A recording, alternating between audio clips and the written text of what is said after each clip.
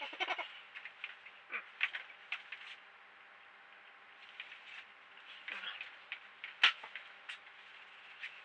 poczułem, jak zajdę dostanie, ale w poniedziałek połowę, okamżycie wtedy. Ale wiesz, to takie dzieje, wtedy poznałem, bo wiem, czy dobre, czy nie wiesz, ale to ja uwielbiam sobie auto, zawsze wiesz, nie, tak, ale to zajdę, idę, to spotkać się z dwóch, jeden to litrę.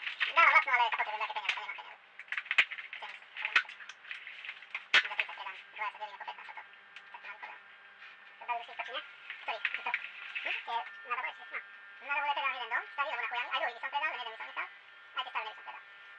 Używały UW, ale jeszcze nie przeszło chłopcowi, kvôli tomu, lebo tri mesiace vyplatil niesol do banky, vieš, pásku ako. A jeden mesiac tam mal, že bol na chorej.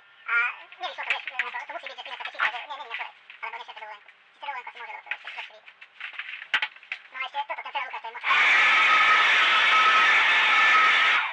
Teraz vyjde, tam príde 90 000, vieš, to už je iná káva.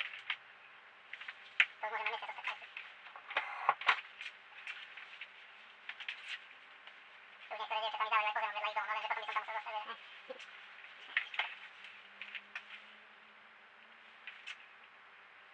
Našiel som tajku firmu Parády dom celkom, tak to je jednoduché domy. Za 37 postaví dom, ty vole.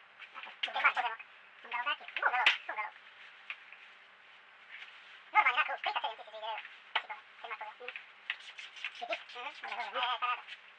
Dobre.